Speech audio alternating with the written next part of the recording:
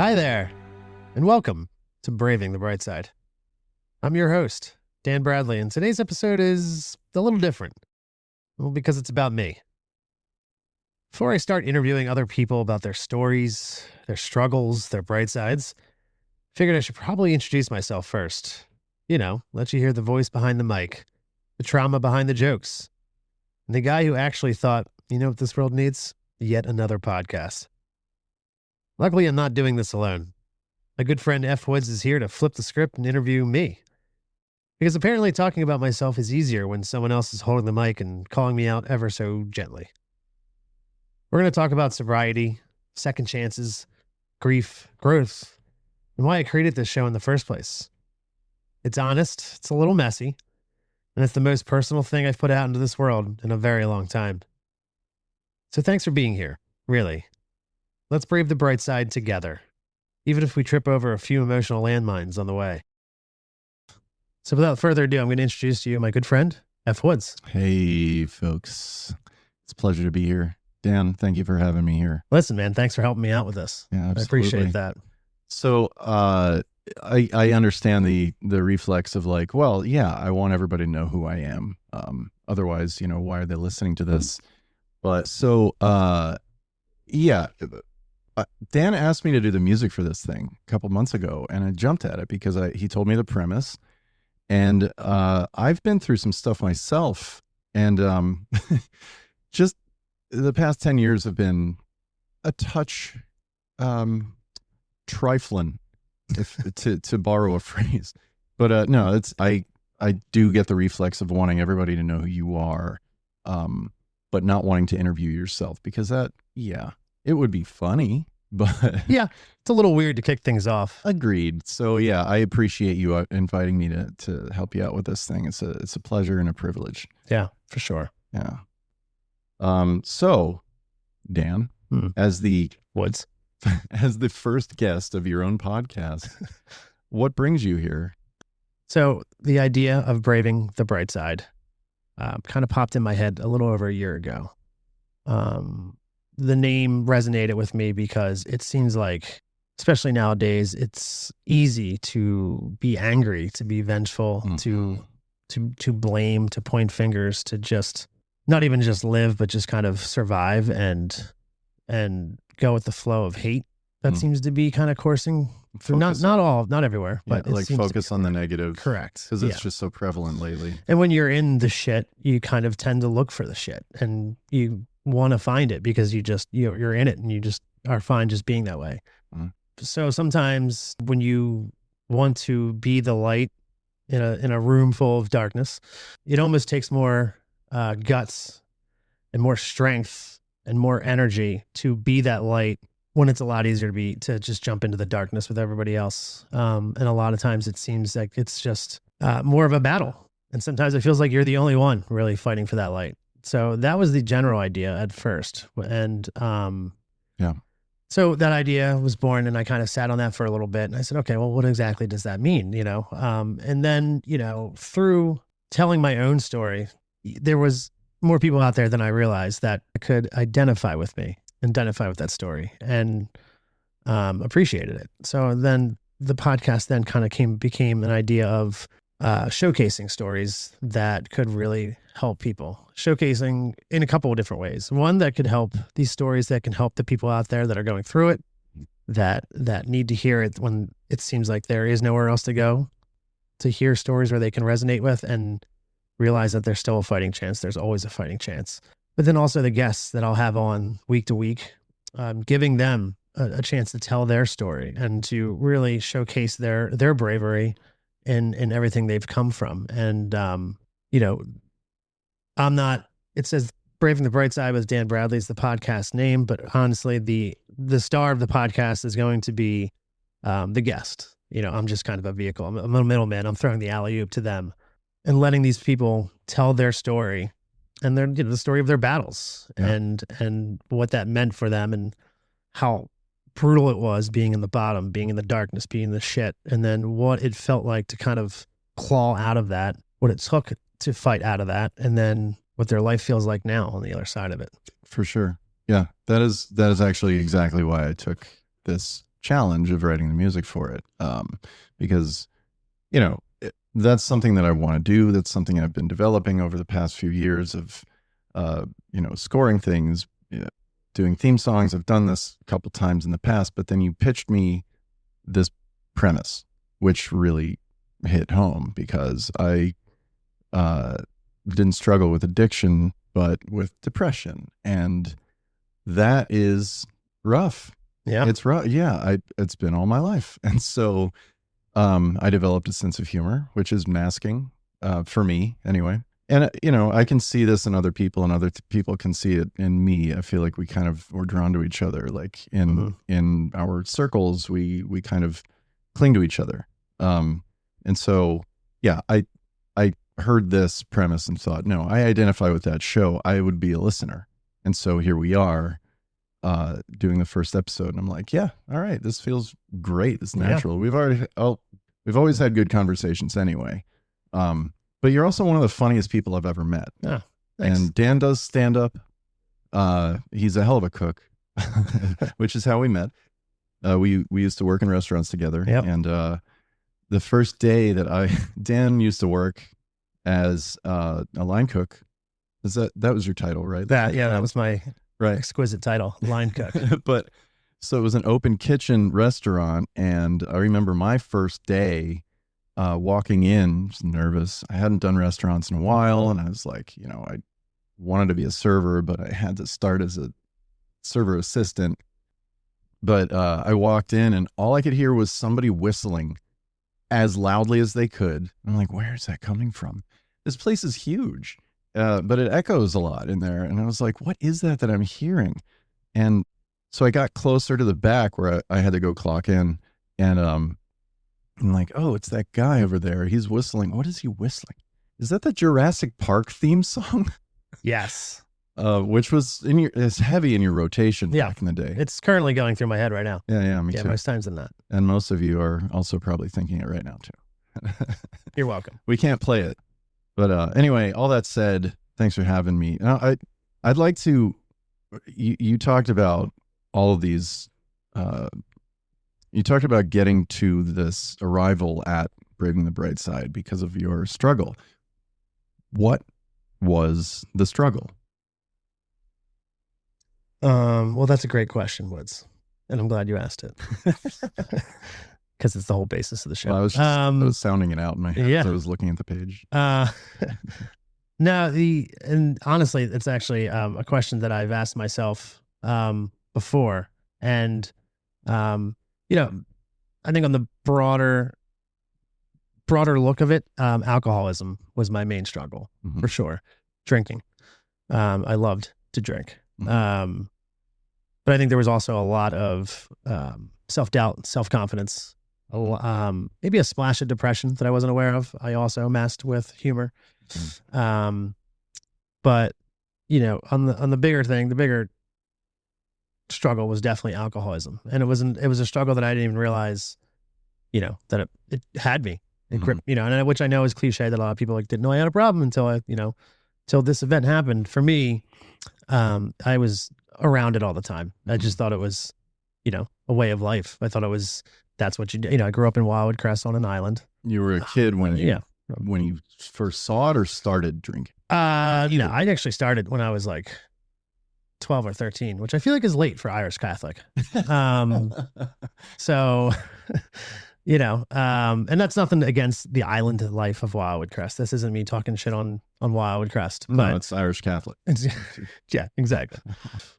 I was around cigarettes, I was around alcohol, and it was, something just as normal as Saturday morning cartoons and playing basketball and baseball, and just was around. And then it was my last day of school in, I want to say, junior year of high school. Yeah, I think junior year of high school, my last day of school.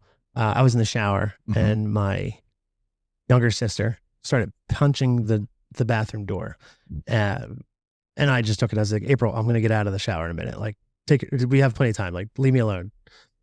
And then I realized she was crying and freaking out and screaming. Oh my God. And then I jumped out of the shower, grabbed a towel, and I remember running out the door, and my mother was on the floor, convulsing, and I didn't know what to do. I remember yelling and screaming and shouting, but and her and my sister crying, and I remember trying to hold her, but it was hard for our brains to fathom. My mother had been this pillar my entire life, and she was very, very strong. In terms of, braving the bright side, she was the one who taught me to find the light in every situation, no matter what. Yeah. So to see that woman suddenly compromised was really, really tough. And I remember called 911 in a small town. Everybody knew who we were. Cops were there in no time. My father was there, who was also a cop, was there in no time. Loaded her up on the stretcher, took her to the hospital. Mm-hmm. That's how that summer started. And long story short, she was diagnosed with emphysema and cancer.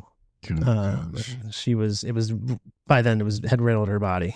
She was smoked every day and was a heavy alcoholic for many years, but she did get sober towards the end there before everything, which is also a catalyst for me. Right. But, so that summer was a wild summer. I definitely self-medicated with a ton of marijuana, a ton of alcohol. What year was this? This was 2000. 2000. Right? Yeah, I think it was the summer of 2000. Yeah, because the following fall was 2001, and you can never forget. No, you never could. So that summer was rough, but also in a weird way, it was beautiful because all my sisters were there. I have 8 sisters. Mm-hmm. That's a whole separate story we can go into later on at some point in time. But the family had come together, and we were there with her. She was at home the last 3 months of her life, and for the first time, I think ever in my entire life, all of my sisters and myself were under the roof for about 3 months. So the house was full of love, mm-hmm. lots of hard truths, lots of tears, lots of hugs, lots of laughter. And then, September 8th came around, and that's when she finally passed, mm-hmm. Surrounded by her family. But I made myself stand there and watch them take her out on her stretcher, because I knew at that point, a piece of me had died. Mm-hmm. And I didn't know what exactly that meant at 17, but I remember being angry and upset for all my entire family, especially my little sister, who was 16 at the time, who just lost her mother. Yeah. Angry for myself. And I knew that life was going to take a drastic turn. And, I didn't know what that meant, but I just knew, like, there goes my pillar, Mm-hmm. My father, bless his heart, was there for us in every way. He came in and, my parents had been separated for a while, but my dad was always around no matter what. And he had stepped in and took care of us. And the following year I went to college. Well, that explains your first year of college. Yeah. Quite a lot. I went to college and I just didn't have a curfew, not that I had a curfew, but like I didn't have, authority.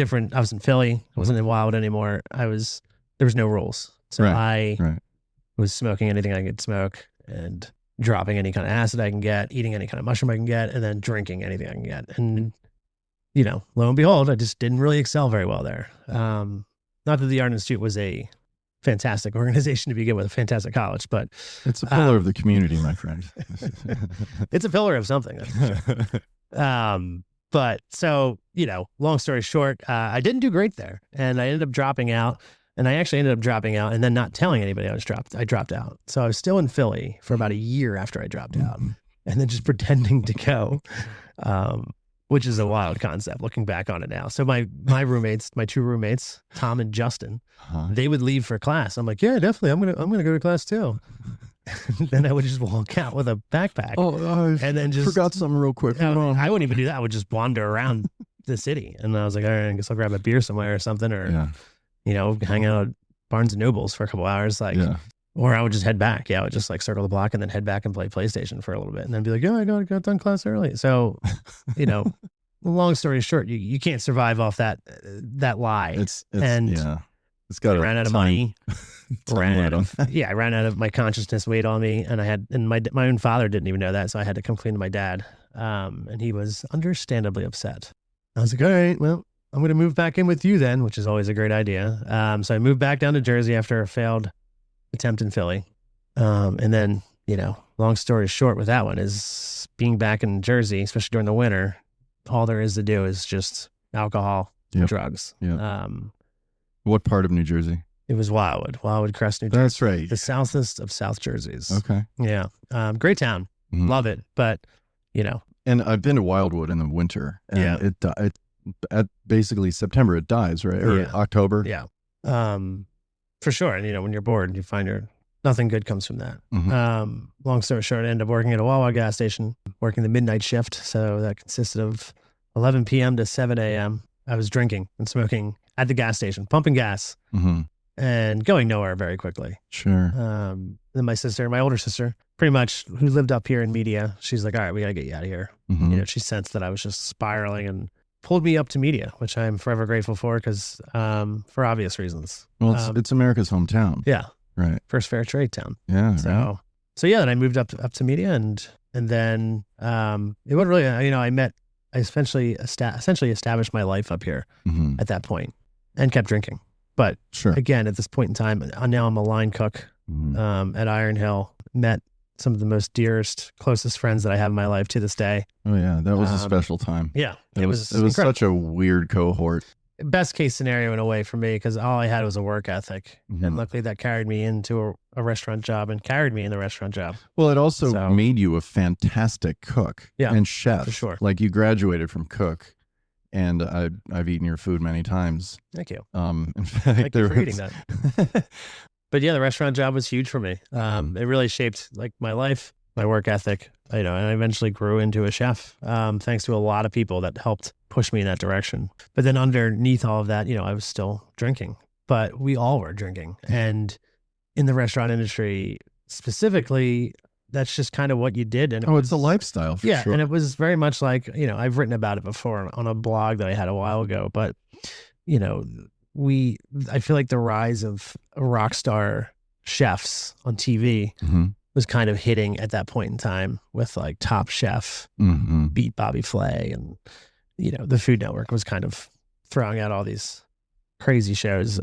So that's kind of what you did. You kind of, as close as I could get to feeling like a rock star and feeling like a badass is working a crazy, $60,000 night and getting done and drinking my face off and chain smoking cigarettes, passing out for a couple hours and getting up and doing it all over again. It was like, it was this weird badge of honor. Oh yeah, totally. I was very, very good at, I was very good at getting through hungover. And then honestly, I was also really bad at it. I almost lost my job multiple times because literally I had broken up with a longtime girlfriend and I had moved across the street from the restaurant. And even though I was not even 48 seconds away from the place where I work, I was late more than ever.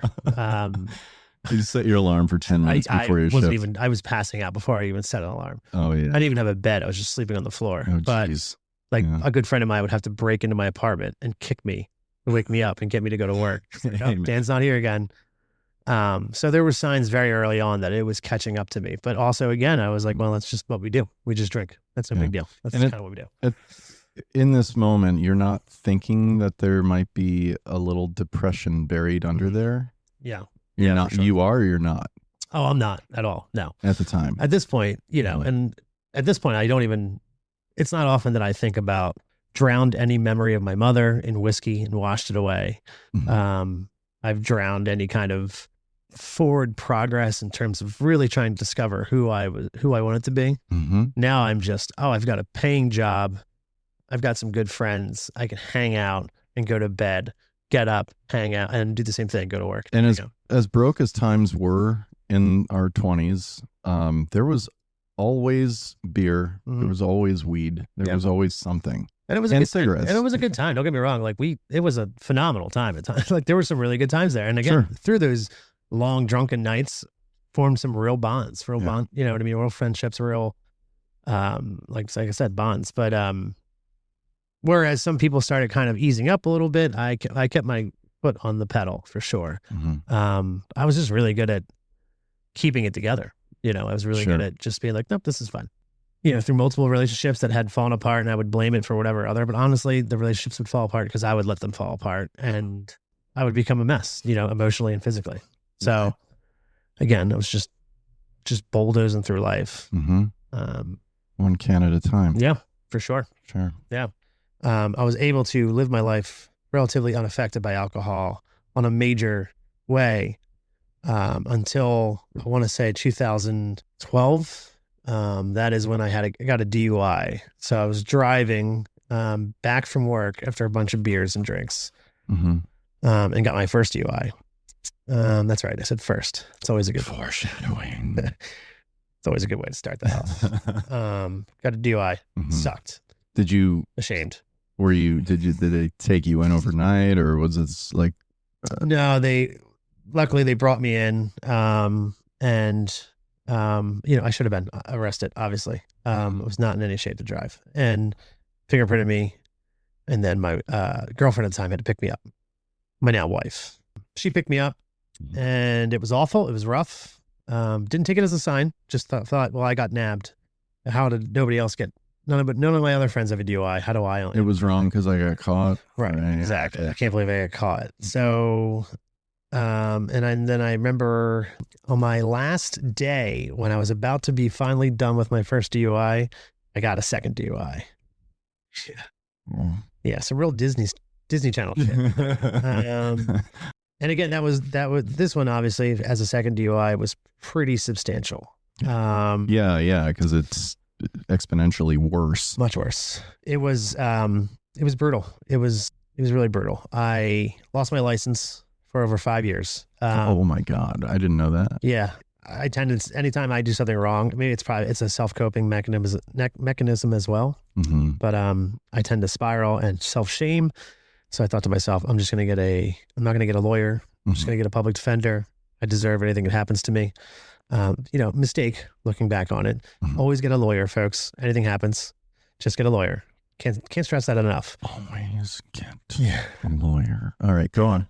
Long story short, ended up doing weekends in jail and lost my license. Had to do a ton of community service. I remember. Yeah. And then after community service, after weekends, the deal was that I had to do house arrest. And I got to tell you, after doing weekends, I was like, house arrest sounds great. I got to stay at home. I got to go to work and then stay at home and just eat what I want to eat and play PlayStation and whatever. Fine. Sounds great. I can do that. Did they make you stop drinking for that stretch? Technically, you were supposed to. Yeah. For sure. So you didn't? I did. I think I would sneak a sample beer. Sure. Like a little 2-ounce sample beer here once in a while. We worked at a brewery. Yeah. It was a Iron Hill restaurant and breweries. Restaurant and brewery. Yeah. But long story short, that's not true. This whole thing's a very long story. I don't know why I said that.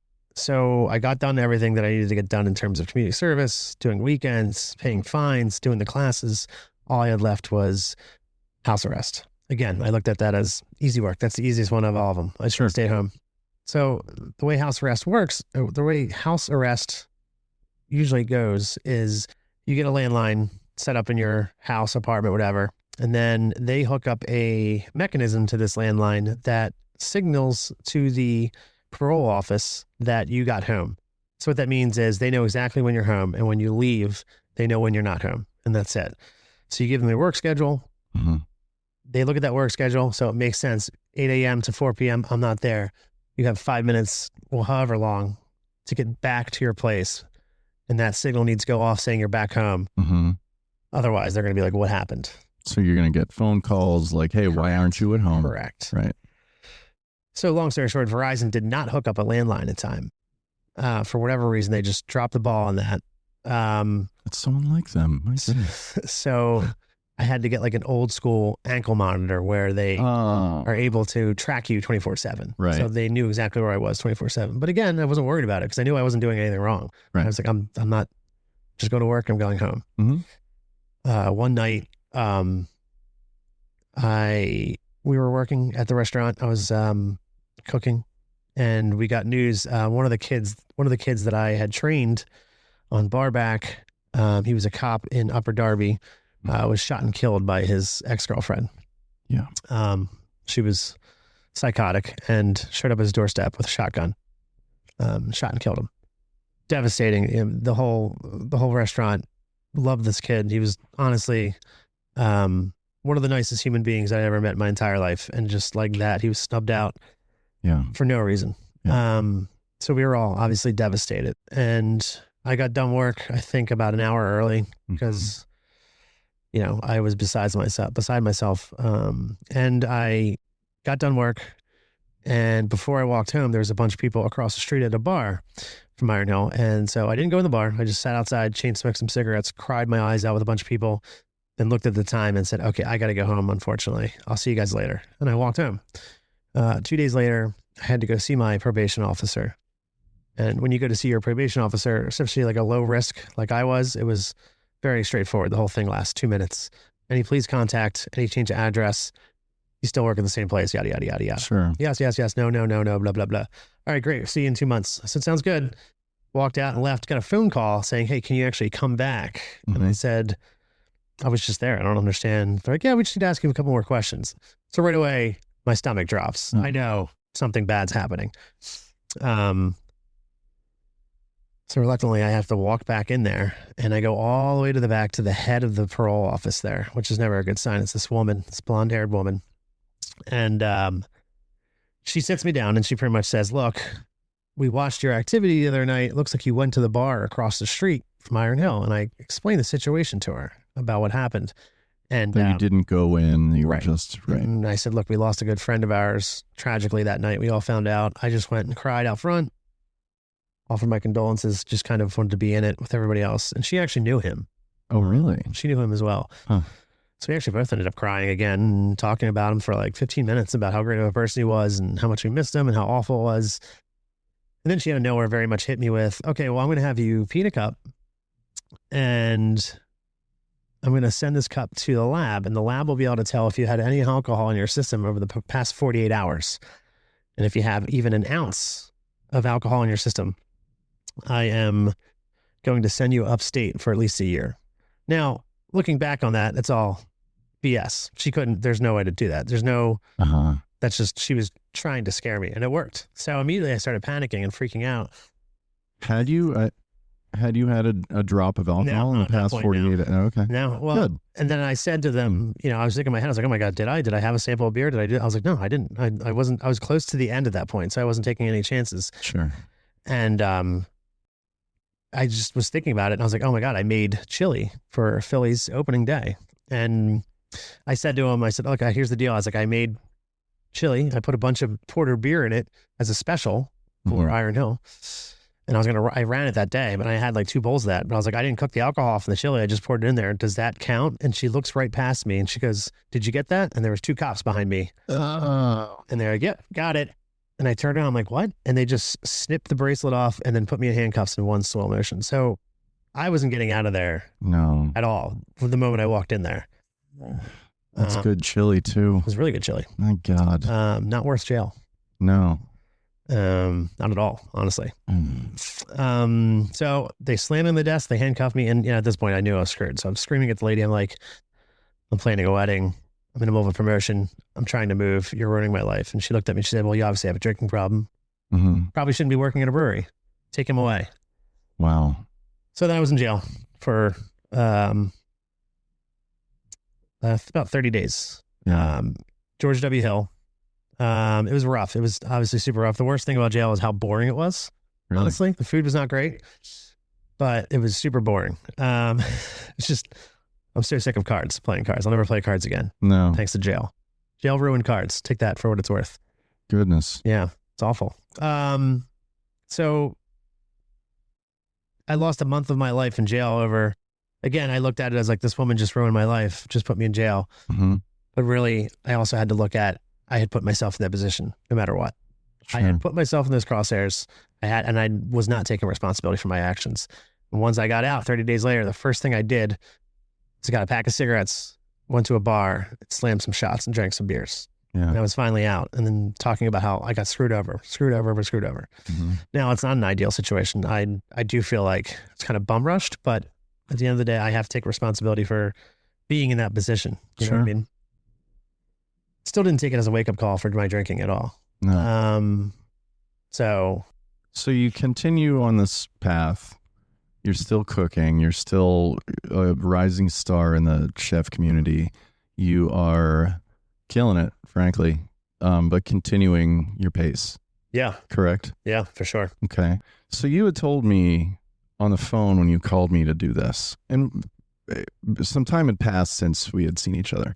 So we were catching up on the phone, and I'm like, all right, so tell me, why are you doing this podcast? And you told me a story that was horrifying to me because, we hadn't lost track of each other, but we hadn't been in touch. And so the last thing that I would want to hear is Dan is no longer with us.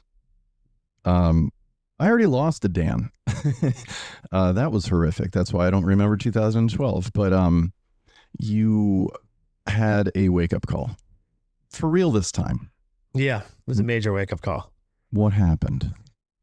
So I remember thinking before this major event that I'm going to go into, I remember being exhausted with drinking. And I remember that feeling very, very well of just being like, all right, then I'm going to get a Jameson and a porter or an IPA, but that's just kind of what it was. And I just, that's how I coped. It's fine. So it was October 22nd, 2019. I got done work, had some beers after work. A friend and myself were going to go to a local bar. And I was like, I got to feed my cat, John Ralphio. He's my ride or die. He's my entire life. Drop me off at home. I'll meet you out. I just got to feed my cat. And I lived in town, so I could just walk to the bar. Drop me off, and I realized, which I often did then because usually I was drunk or hungover. I left my keys inside my apartment, and I could hear my cat screaming from downstairs. I lived on the third floor. So this cat had been there by himself. My wife was out of town. So this cat had been this cat had been upstairs by himself with no food for about probably 12 hours. Oh gosh. Yeah. Terrible. So I knew I couldn't just leave him and go back to the bar. So I remember thinking to myself, I had a eureka moment. I figured it out. I knew that the sliding glass door on our patio was broken, always unlocked. I just had to get to the third floor. So I kind of, at this point, it started drizzling just a little bit.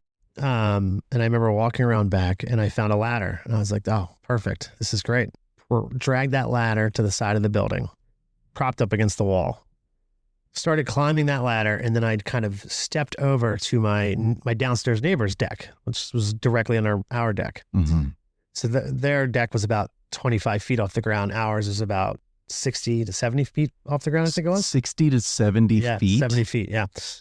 So, mind you, I want to say about 87 pounds heavier at this point. So, like the world's loosest Spider-Man. Grabbed onto my deck, and I remember the ladder falling. Oh God, you're committed. Like, well, here it is. I'm in it now. So, and I remember I was like, I got this. I can do this. And the rain's starting to pour just a little bit heavier at this point, but I was like, you know what? I got it. And I'm pulling myself up, and to my surprise, I'm actually doing it. I am pulling myself up, and I got my head up over the bottom of the deck. And I remember seeing my cat, John Ralphio, at the glass door. And I remember, I didn't hear him, but I could see his mouth opening like he was screaming. And I honestly think he's probably like, dude, what the fuck are you doing? Get off of there. My God, why are you doing this? I'm the cat. Yeah, this is a horrible idea. I was like, no, dude, I got it. Don't worry. I was like, Daddy's going to get you some food. I learned it by watching you. And so I'm pulling myself up, and long story short, so I've never felt anything like it before. My body just shut down on me. Yeah. So I had my hands on the railings of our deck, and I had pulled myself up to the point where my chin was pretty much on my deck. And I was like, oh my God, I don't know that I can do this. And I literally felt like a machine shutting down. My legs gave out, my shoulders started slumping, and then my hands started opening up. And I was watching it happen, and I was like, no. What are you doing? No. But there's nothing I could do. My body was literally just being like, nope, we don't know what you think you're doing, but we're putting an end to this right now. Right. And at this point, the rain was coming down pretty heavily. So it was a combination of that and then just slipping. Yeah. And falling backwards 70 feet.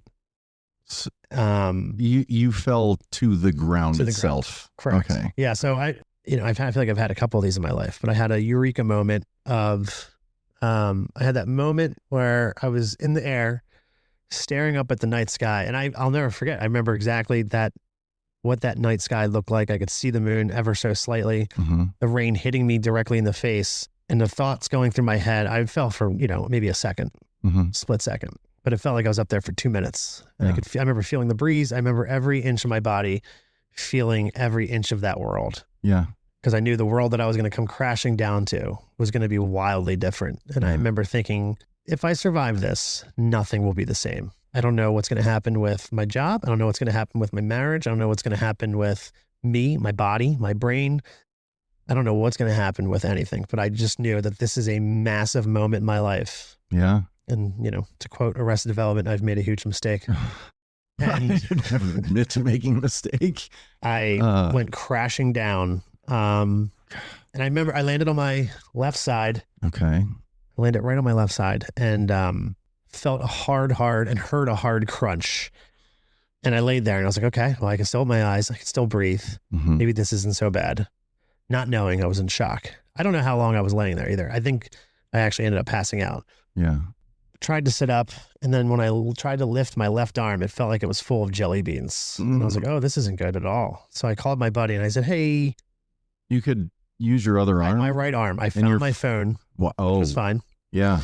Called my buddy and I said, hey, can you come pick me up? I just fell off my deck. I think I need to go to the hospital. And he was understandably like, what? I'm sorry, what? I just dropped you off like 10 minutes ago. What did you do? And I was like, yeah, I think I need to go to the hospital. It's really bad. I got off the phone with him and an ambulance came up, pulled up. So I think a neighbor or somebody had seen me fall. Oh. I apologized to the paramedics profusely as they loaded me to the hospital, into the ambulance. Mm-hmm. I was embarrassed. I was angry. I was upset. Probably in a lot of pain. The pain wasn't too bad at that point. It's when I got to the hospital, I realized how bad I had and really bad condition I was. And they had to drill a hole in my side to start. So what happened was I broke 3 ribs. I smashed my elbow, shattered my elbow, my left elbow, broke 3 ribs, and then shoved a rib into my left lung and collapsed my lung. Oh, God. Yeah. So I had like liquid pouring into my lung and they had to drill a hole and get that excess out and put a hose into my lungs essentially. Mm-hmm. And then they, set me up in a hospital and I was in the hospital for, I think 6 or 7 days. Everybody came by and wished me the best. It was really demoralizing. It was just, I remember saying to myself, before I even got into a hotel room, before I even got into an actual hospital room, I remember saying I'm never drinking again. Yeah. I just knew it. I was like, I'm never drinking again. I cannot believe. Mm-hmm. I cannot believe I let it get this far. And I was angry at myself. You were still drunk too, weren't you? At that point, I don't know. I don't think I was. Okay. Honestly, I think the irony was when I climbed that deck that night, I actually wasn't super drunk. But I had been drinking for so long that my brain was just permanently wet. And I just was not making great decisions across the board. Mm-hmm. So I was like buzzed up. I wasn't hammered, but I guess I was a little buzzed up, but I don't even remember at this point. I was just so like, I was like that every day, there was always a little bit of a buzz. So you're in the hospital for 6 days. Mm-hmm. Did you start feeling, you're probably feeling a ton of things, probably on painkillers. I don't know, but do you feel like within those 6 days you started feeling withdrawal from not drinking? Yeah, I definitely. Oh yeah. Within the first 6 days? Well, yeah, within the first. Because your body is trying to reorganize and like, hey, what happened? And bodies are weird. And so you might have had no sign of that until after. I don't know. But so it was pretty immediate within those. Yeah, it was pretty immediate. My body, besides just the insane trauma it was dealing with, it was also dealing with alcohol withdrawal. Again, I was an alcoholic to the point where it wasn't like cliche alcoholic where I had bottles of vodka hidden in a pillow somewhere, or I was just going into the walk-in and chugging something real quick and then running out and still working. I was able to, just because you're not a complete drag down, balls to the walls alcoholic, like you see on TV or you hear about and you read about, doesn't mean you're not an alcoholic. I was an alcoholic to the point where I had just drank just enough most days of the week that it was permanently affecting my brain and my decision-making and across the board. And I refused to acknowledge that. And my decision to climb that deck that night was a massive wake-up call as to what am I doing with my life? what kind of decisions am I making day in and day out that I think are going to better my life? What am I doing to move forward in my life? Because I just fell way backwards. Totally. And they did surgery on my arm, and my wife was furious, understandably. Terrified, furious, all of it. She was in Delaware, and she pulled up as the ambulance was rounding the corner, and she said to herself, I wonder why the ambulance is here. Oh my So God. if I had just called her or just waited half hour, she would have been home, and I would have been able to get up there and feed the cat. But my decision making was like, no, get up there with a ladder. That would be a highly different reality. Yeah, That's a point of convergence. for sure. Like, you know, had you waited and been patient, but you weren't patient, you were drinking, you know, and so had you been patient, that wouldn't have been you at the time. Yeah, it was, I reflect on that moment, obviously, as arguably one of the most massive moments of my life. Mhm. I look at my mother passing away, and then that fall, and people, somebody would ask me too, if you could Back to the Future style, go back there and stop yourself from climbing up that ladder, would you stop yourself? And as crazy as it is, I honestly don't think I would stop myself. Cannot explain to you the depths of darkness that I was in, that I put other people in because of my decision and past decisions, and how awful it was. But it was such a wildly necessary drop, and it changed the course of my life in so many ways. Yeah. For the worse, and then eventually for the better. Yeah. You know? Yeah. Wow. So after this, you know, you heal, it takes a while, you're able to work again. You are in a position where you're like, all right, I can't keep my job. I've worked really hard to get where I am. You're an executive chef at this point. COVID hit. COVID. Oh God. Remember that? And then everything was fine after that. Yeah. That was a big one too. And like, I look at that too as, you know, I fell and destroyed my body and had this massive pivot in my life in October of 2019. Yeah. And then just a few months later, the world stopped and everybody was home and you couldn't leave your home. And everybody else started drinking. And everybody started drinking at all hours of the day. I mean, that's what it was. It was just like, there was, hey, you want a slushie for breakfast? And you know, they changed the law so you can walk around outside and drink. You know, it was society kind of morphed so people could drink their way through this pandemic, which is a wild thing. And honestly, thank God I had quit drinking before that happened, because I have no doubt that I would have either drank myself to death to the point where I would hurt myself, or drank myself out of a marriage for sure. So that was a godsend as well. But it was also torturous. You know, it was torturous. But it was also a necessary evil almost. I had to sit at home and sit in my shit for 3 months, you know, and really I couldn't escape. I couldn't go anywhere. About what you've done. Yeah, exactly. Right. I literally had to sit and think about my life, what I was going to do with it, what I had done, why I had done these things.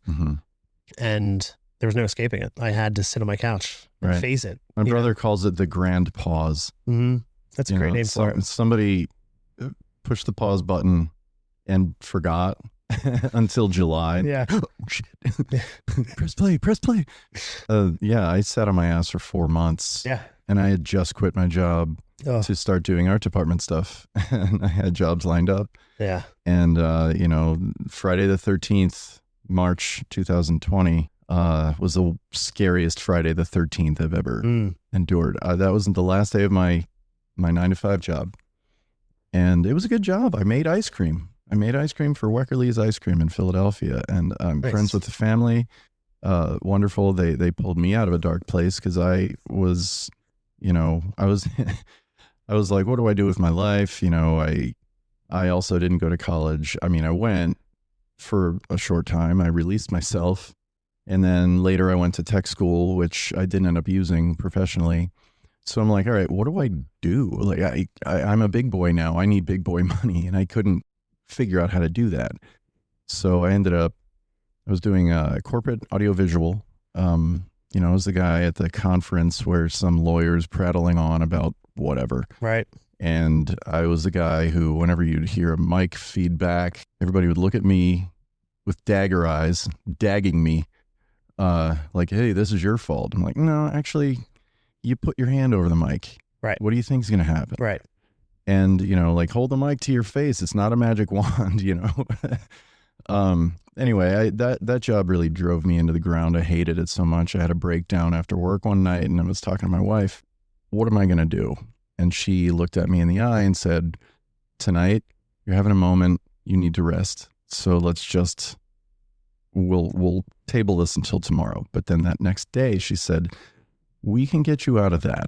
So why don't you ask around, look for a little job here, like something that, it could be hourly. Who cares? What? It's not something. It's not AV, but it's a splash pad, I guess. I was supposed to be there for 6 months, maybe. I was there for 4 years, and it was comfortable. I liked the people. I liked the job. I liked the routine. I had benefits.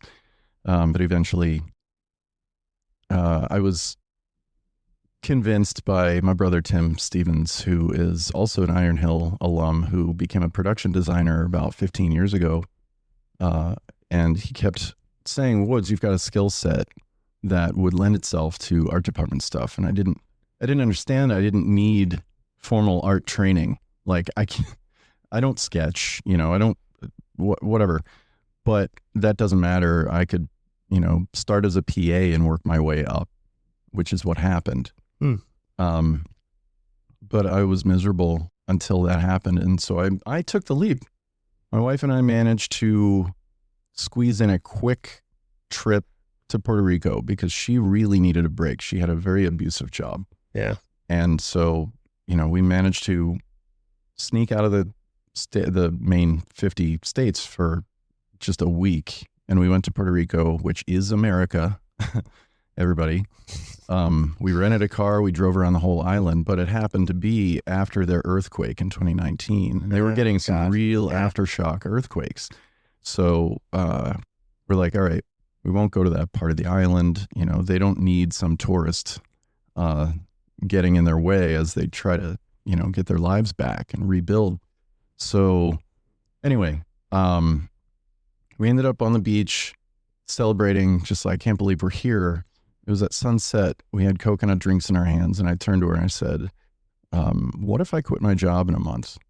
And I didn't expect, I thought she was just going to laugh at me, not at me, but like at the joke, because it was a perfect moment. And I was like, you know how white people go places and they're like, let's move here. Yeah. Yeah, for sure. And so I said, what if I quit my job in a month? Ha ha ha. And then she's like, let's talk about this. And I told her about, getting offers to do freelance work. And I had been freelance and it was awful. But I understood the lifestyle. And so, you have to stretch money, you have to save. Yeah. It's feast or famine. Yeah. And I knew that going back to freelance would mean another famine for a while until I developed a network of people where I could request work across the board of, like, say 15 or however many people are in my network. And then it was basically going fishing. Like, I need a job. And then somebody would respond like, hey, I need somebody for 4 days next week or for a month next, 2 months from now or whatever. And it started to work. And it actually made sense for me to do that. I put in my notice. I talked to the Weckerleys. I was like, look, it's been great. I've taken this job as far as I can. I need to focus on retirement at this point in my life. Right, for sure. And they were understandable. They're like, well, it's sad to see you go. It's been super fun. We parted ways. 3 days later, lockdown. And I'm like, I left my job on purpose. I am not going to get benefits. I'm not going to get my. So you didn't get anything? Not at first, because they had unemployment. Basically it's insurance. I mean, you're paying into this program every paycheck, and then hopefully you don't need it, but it's there in case you do. And I definitely did. I mean, all of America, all of the world needed something to sustain. And so the circumstance was garbage, but fortunately the emergency insurance, emergency unemployment benefits. I forget the letters they use, but I did qualify for that because at a certain point they're like, oh wait, what about gig workers? What about like, people who don't actually pay into the system or can't withdraw from the system? Yeah. America's like, oh shit, I forgot. Oh yeah, those people, right? So we ended up actually, I won't say we did well. We didn't do well, but financially we were secure at least. And I know that didn't happen for many, many, many people. And there was so much confusion, so much chaos about money. And I mean, the people that I was talking to weekly at the unemployment office didn't even work in unemployment. They were just brought in and they didn't know what they were doing. So, yeah. Anyway, so for 16 weeks, I was taken care of. And I was like, thank God that this exists, this program. And but first time in my life I had ever taken advantage of it. And it definitely, it worked out for me. And, I wish that I could have helped the people that it didn't work out for, because my empathy kicked in. I'm like, oh man, that's awful. But at the same time, I was in a massive amount of debt, blah, blah, blah. You needed every dime of it. For sure. But we were also donating to charities and like, hey, this was a windfall during a terrible time, so let's spread the wealth if we can. It's pretty amazing. Well, other people have donated to us before. I bought this. I bought a Baby Yoda. You bought a baby? Oh, look at him. You're donating to people, and I'm spending money on Star Wars merch. I mean, it was worth it. Oh, totally. I'm just saying, you did a really nice thing. If I had it to do over, Grugo all the way. Thank you for using his name. Yes. Anyway, that's a little partially a dark side for me that I had to brave. Referencing the title again, you found light at the end of the tunnel. Yeah. And you started running marathons and stuff. Started taking my health seriously. Yeah. The important thing to think about is I didn't know what my life looked like. I didn't know what direction I was going to go in. I kept my eyes open and I kept going, but there was no, okay, now I'm going to do this. Yeah. Now that I'm sober, I'm going to do this. I kind of just find little pieces of passions that I cared about and pick them back up. I was like, oh, that's right. I used to write all the time when I was younger. Yeah. Well, maybe I'll do that again. I'll write about my experiences working in kitchens. I randomly bought a basketball and started playing basketball for the first time in 20 years, which, and kind of decided, I was going to start running again. I used to run all the time when I was younger. And that clicked, the running part, specifically the exercise part. It started with running. And then eventually grew into the gym and like weightlifting, and especially just going to the gym in general. Drinking was always a part of me burying any kind of thought that I had in terms of feeling things and in terms of feeling past thoughts of whatever trauma I had or whatever things were going on. It was a way of me burying that and drowning that. Okay. Gym very much is a way where I can go, and it's yoga for my brain just as much as it is for weightlifting and lifting heavy things. That's what it does for me mentally is unmatched in the world in terms of what it does for me and keeps me going. It really helps me stay level, stay focused, and it's therapeutic 100% for me. And if I don't go for a couple of days, I can feel it mentally. And a lot of times I probably shouldn't be leaning into that so hard for mental relief. But it certainly is a huge part of my recovery, my bright side. Yeah. That's awesome. Yeah. Yeah. And also the braving part of it. Because you mentioned earlier at the top of the show, you were saying it takes bravery to continue walking toward the light part. Yeah. And I agree, because having dealt with depression for so long, 2020 was pivotal for me as well, because that was the year I finally sought help externally. I did BetterHelp for a year. Huge. That's huge. It was. I mean, it took a pandemic to get me there, but whatever it takes, man. Yeah. I mean, I was drinking heavily too. I was like, oh, it's another day. Crack open the bottle and let's get through the day. I can't wait for sundown. Yeah. And then I'll crawl under my bed again. But yeah, that sucked. Yeah. And I hate to bring it up for people to remember because everybody's now picturing what they did. That's also an important part about all of this, though. as well is giving yourself grace and recognizing that you did the best you could with what you knew and what you had at that time. And if it was drinking, it was drinking, because at that time we didn't know what was going on. Mhm. We didn't know No. if what the world was going to be like. We didn't know we'd see people ever again. We It just didn't. kept getting Nobody worse. was telling us anything, and it just kept going and going and going, and there Yeah. was no end. Right. So, for what you did in 2020 to cope, no Mhm. matter what, as awful as it may have been, you did the best you could with what you knew, honestly. And Yeah. it's important to have that grace, honestly. When I talk about braving the bright side and having the guts to keep moving forward despite life throwing some real serious shit at you, Mhm. you don't know what that means for the longest time. There's not a clear cut path to that. Right. I'd even thought I'd quit my chef job and put on a Hawaiian and go work and stock shelves. Yeah. In 100 years, I never saw that in my future. I never thought I'd be doing this podcast or Right. writing stories on a Patreon, and these are just tiny nuggets that you kind of just pick up and then you just run with, There's just little signs throughout life that kind of pop up on you. And as long as you keep your eyes open Mhm. and you just, things are going to come your way for sure. Yeah. So I want to talk about how you have leaned into writing, running, collecting, playing sports, like doing all the things you did before. That. Oh God. So. I want your head. Right. And yeah, so this is what your life looks like now. And you said, never in a million years would I picture myself doing this, but you are the born optimist, as I think those are your words, but I've seen that too. And so follow that logic, Mhm. and you arrive at you're empathetic. You want to give.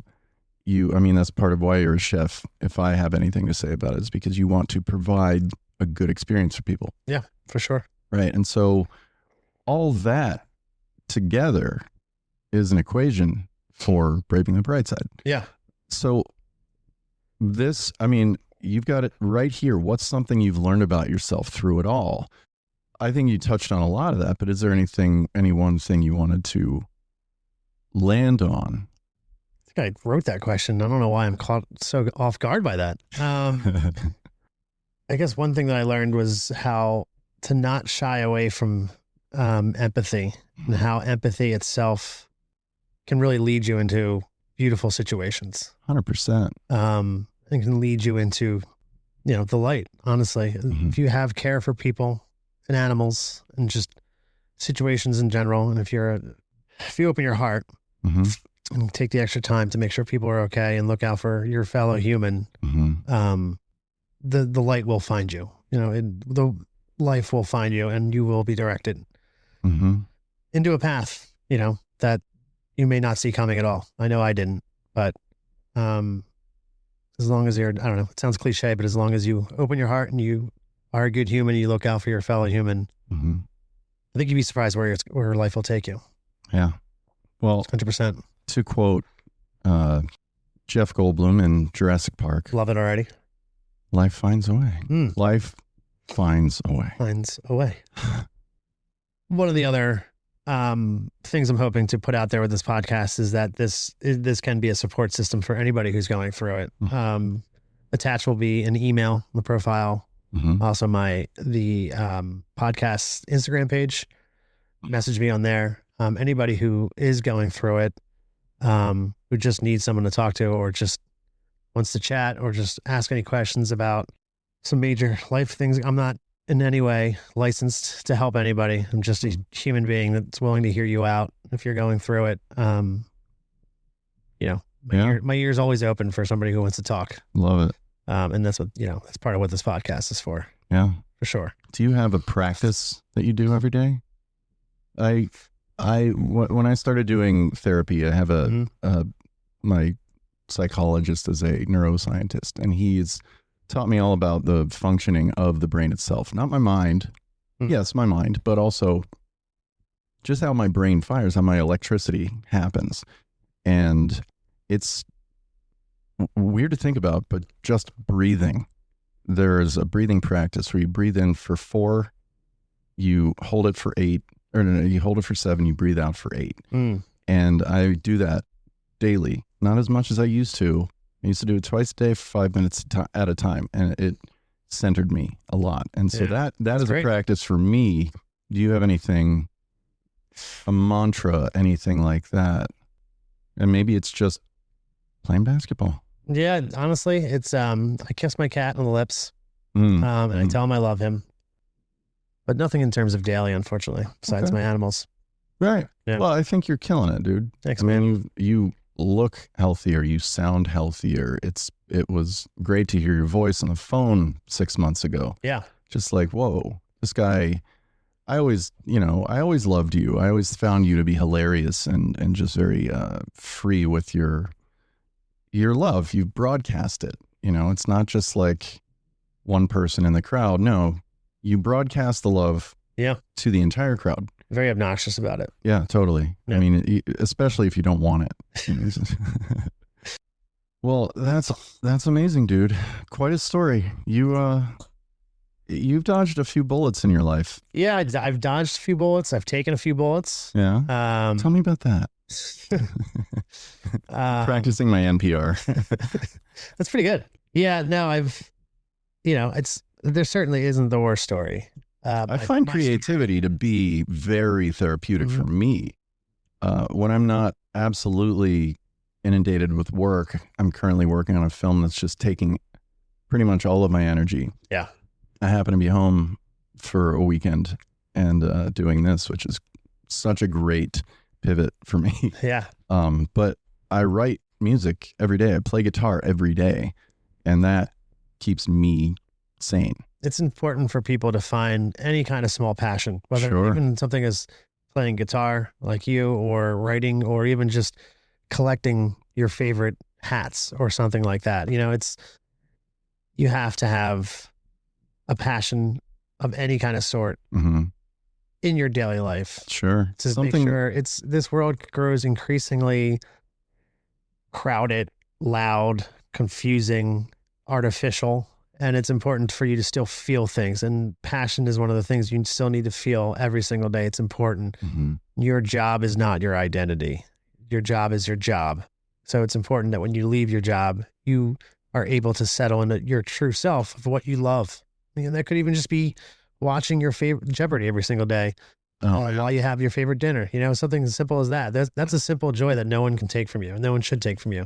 No. But it's important that you find these joys in your life. Yeah. And you hold on to them, because like I said, this world is intrusive anymore. Yeah. And it's important for you to feel things. For sure. As shitty as it may feel at times, as awful as it may feel sometimes, that shitty, awful feeling you feel right now, it's going to make that bright side feel so much warmer to you when you get there. I promise. So I would encourage anybody going through the shit right now to try to think about the creativity in your life, in your past. Yeah. Hell yeah. Maybe something you've always wanted to try. Maybe you don't think you're a creative type. That's not true. Everybody has a side. And even if it's something like gardening or making pancakes, I don't know, you might make the best pancakes and nobody ever know because, you just don't do it anymore. But yeah, find that, because yes, as Dan said, you can't just be the worker without rest, and rest includes forgetting about work. Yeah. But Dan, it has been a huge honor to do this podcast with you. Woods, thank you so much, man. And honestly, check out Woods. Do you have an Instagram page? I have an Instagram page. It's F Woods from before. Okay. And I am a musician. I've been, writing and playing for 30 plus years. My passion was always film and music. And so now I am finally putting those two things together, which I always wanted to do as a child. And so now I feel actually qualified to do it with the tools. And I've definitely had my share of help. Jason Todd, huge help. Greg Lytle, huge help. Those two guys have me working. Yeah, because for sure. I'm in Greg's space and I'm using Jason's shit. So That's great, man. I mean, and also the intro, the music of Braving the Brightside is brought to you by Woods here. This was all him that composed it.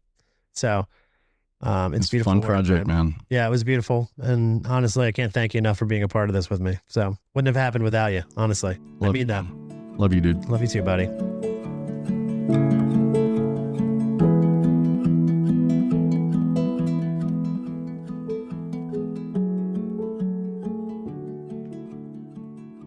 That'll do it for episode 1. Listen, that wasn't the most polished or button up or pretty podcast, but I hope to get better as time goes on, much like my own journey through this life. Thanks for being here regardless. This was the first of many conversations. I hope help you feel a little less alone, a little more understood, maybe just a little more hopeful. Braving the Brightside isn't about fixing everything. It's about showing up anyway, despite what life throws at you. New episodes drop every Friday. So if this spoke to you, go ahead and follow, subscribe, and share it with someone who might need it too. Until then, keep going. We're all just learning to brave it together. See you next time.